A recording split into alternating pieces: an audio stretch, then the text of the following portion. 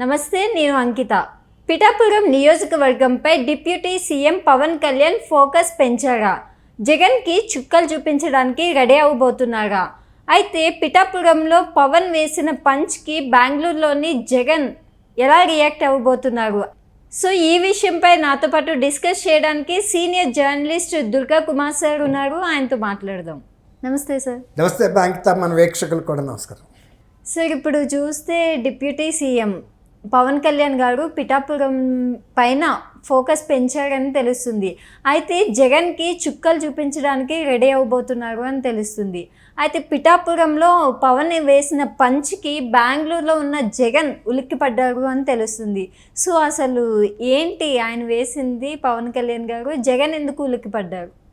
ఒకటమ్మా, ఇప్పుడు ఇంతకుముందు మనం వేరే ఒక సందర్భంలో చర్చించుకున్నట్టు పవన్ కళ్యాణ్ గారిని కూడా ఓడించాలని జగన్ గారు ఒక పథక రచన చేశాడు.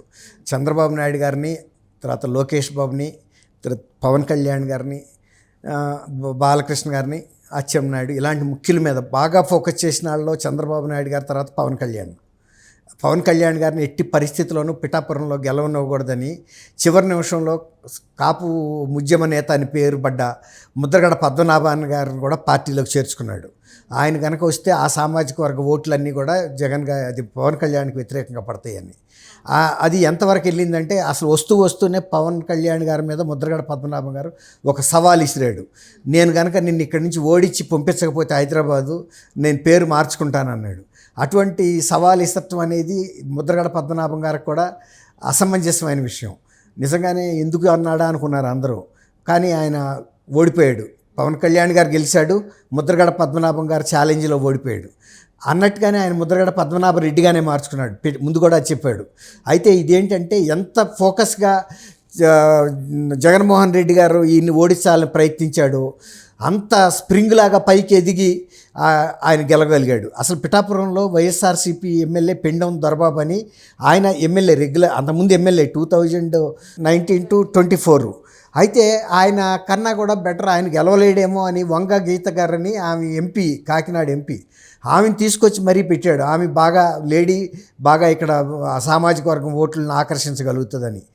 కానీ ఆయన ఎన్ని యత్నాలు చేసినా, ఎంత డబ్బు ఖర్చు పెట్టినా, ముద్రగడ పద్మనాభం గారు దిగినా, ఇంకా పెద్దవాళ్ళు దిగినా, ఎవరు దిగినా కూడా ఆయన్ని ఆపలేకపోయారు. ఈసారి ఒక అభిమన్యుడిలాగా దూసుకెళ్ళిపోయి మంచి విజయాన్ని సాధించాడు. దాదాపు 50,000 ఓట్ల ఆధిక్యతతో కూడా ఆయన అక్కడి నుంచి 40,000 పైన ఆధిక్యతతో గెలిచాడు. చాలా పెద్ద మెజారిటీతో గెలిచాడు. అయితే అది వంగా గీత గారు కూడా షాక్ అయిపోయింది. వంగా గీత గారు ఎట్టి పరిస్థితుల్లోనూ ఈయన నాన్ లోకల్ అనే ఒక ఫీలింగ్ తీసుకొచ్చి ఓడించడానికి ఎన్ని రకాల ఎత్తులు ఉన్నాయో అన్నీ చేశారు. డబ్బులు రకరకాల, తర్వాత ఈవీఎం మిషన్లు కూడా తెప్పించారన్నారు అప్పట్లో. అది కూడా పెద్ద ఇష్యూ అయింది.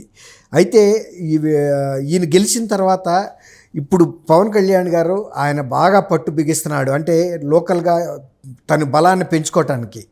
దీంతో వంగా గీత గారికి, పెండెం దొరబాబు గారికి ఒకటి అర్థమైంది. ఇక ఆయన ఇక్కడ స్థిరపడటానికే వచ్చాడు. ఆయన ఇల్లు కూడా కొనేసుకుని గృహప్రవేశం కూడా చేసిన విషయం మనకు తెలుసు. ఇక్కడ ఉండిపోతాడు ఆయన. కాబట్టి ఇక మనకి ఇక్కడ రాజకీయ భవిష్యత్తు లేదు. మనం కూడా ఈ పార్టీకి రాజీనామా, అంటే వైఎస్ఆర్సీపీకి రాజీనామా చేసి జనసేన పార్టీలో చేరితే ఇక్కడ కాకపోయినా పక్క నియోజకవర్గాల్లో అయినా సీట్లు ఇస్తే గెలవగలుగుతాము ఈయన ఇన్ఫ్లుయెన్స్తో అనేది ఇప్పుడు వాళ్ళకి వచ్చేసింది. దాంతో మరీ ముఖ్యంగా పెండెం దొరబాబు అయితే ఆల్రెడీ నెగోషియేషన్స్, అంటే చర్చలు మొదలెట్టాడని చెప్తున్నారు. పిఠాపురంలో ఆయన గెలిచినా పక్క నియోజకవర్గం నాకు ఇచ్చినా పర్వాలేదని కూడా ఆయన అప్పుడే మంతనాలు సాగిస్తున్నట్టు తెలిసింది. అయితే ఇంకా ఈ విషయం మీద జనసేన అధినేత పవన్ కళ్యాణ్ గారు కూడా ఏమి నిర్ణయం తీసుకోలేదు. కానీ ఈమె వంగా గీత గారు కూడా అదే ప్రయత్నం మీద ఉన్నట్టు తెలుస్తుంది. ఆమె కూడా వైఎస్ఆర్సీపీలో కంటిన్యూ అయితే తనకు రాజకీయ భవిష్యత్తు ఉండదు. ఎప్పటికైనా ఈ తెలుగుదేశం, జనసేన ఈ కూటమి బలపడుతుంది. తర్వాత జగన్మోహన్ రెడ్డి గారు పార్టీని పటిష్టపరిచే అంత శక్తి ఆయనకు లేదు, ఆయనకి ఆ ధ్యాస కూడా లేదు, ఆయనకు అంత సహనం కూడా లేదు. కాబట్టి మనం సర్దుకుని వేరే పార్టీకి వెళ్ళాలనే పరిస్థితి వచ్చింది. ఇది జగన్మోహన్ రెడ్డి గారికి చాలా, అంటే ఊహించిన షాక్. ఆయన్ని వాడకూడదాం అనుకుంటే ఆయన ఈ పార్టీలో ఉన్న వ్యక్తుల్ని, ఎంపీ, గతంలో మాజీ ఎంపీని ఒక ఎమ్మెల్యేని లాగేసుకోవటానికి వాళ్ళంతటా వాళ్ళు స్వయంగా వెళ్ళటానికి సిద్ధపడటం అనేది ఆయనకు షాకింగ్గా ఉందని చెప్తున్నారు. ఇది అన్ని జిల్లాల్లో జరుగుతుంది. కాకపోతే వంగా గీత కనుక గెలిస్తే నేను డిప్యూటీ సీఎం ఇస్తానని కూడా జగన్మోహన్ రెడ్డి గారు అక్కడ హామీ ఇచ్చాడు పిఠాపురంలో జస్ట్ బిఫోర్ ఆఖరి మీటింగ్లో. అంటే ఇక ప్రచారం ముగిసిపోతుంది, 2 రోజుల ముందు ముగుస్తుంది కదా, 48 గంటల ముందు.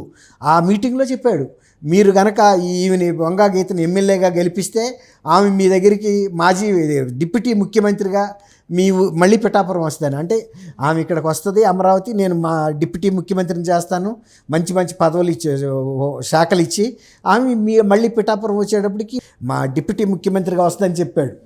అంటే ఎంత ఫ్రస్ట్రేషన్లో ఉన్నాడు. ఆమెకు ఆ పదవి ఇస్తానని చెప్తే అన్న పిఠాపురం వాళ్ళు ఆమె గెలిపిస్తారని. అప్పటికి ఆయనకు అర్థమైపోయింది అమ్మాయి గెలవలేదు.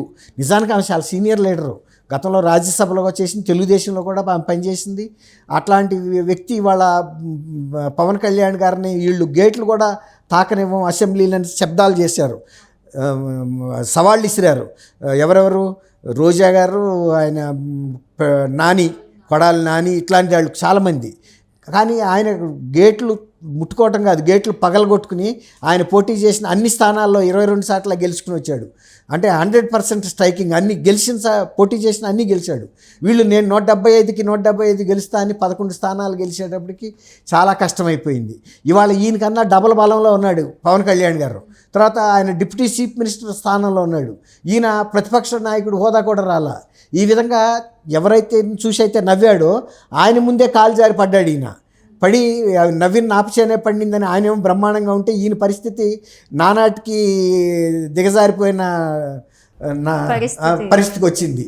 కాబట్టి ఆయనకి ఎక్కడ నిద్రపోనిస్తుంది. పవన్ కళ్యాణ్ గురించి, ఆయన వ్యక్తిగతంగా ఆయన భార్యల గురించి ఎంత అసభ్యమైన పదజాలంతో కామెంట్లు చేశాడు. ప్రజలందరూ కూడా ఆయన్ని ఏహ్యంగా చూశారు. ముఖ్యమంత్రి లాంటి వ్యక్తి ఆడపిల్లల గురించి ఇలా మాట్లాడతాడా అని.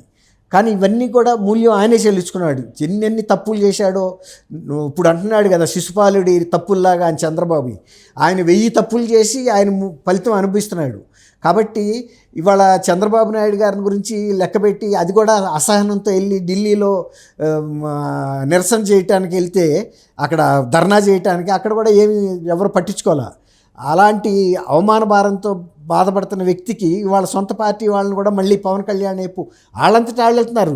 ఈయనేమో ఆహ్వానించలా. పవన్ కళ్యాణ్ గారికి ఏం అవసరం లేదు, వంగా గీత కానీ పెండెం దొరబాబు కానీ. వీళ్ళ రాజకీయ భవిష్యత్తు కోసం వాళ్ళు వెళ్తున్నారు. అయినా కూడా ఆయన సంయమనం పాటిస్తున్నాడు. ముద్రగడ పద్మనాభం గారు వాళ్ళ అమ్మాయి కూడా పార్టీలో ఎన్నికల ముందు కూడా చేరటానికి వస్తే కూడా ఆయన చేర్చుకోలేదు.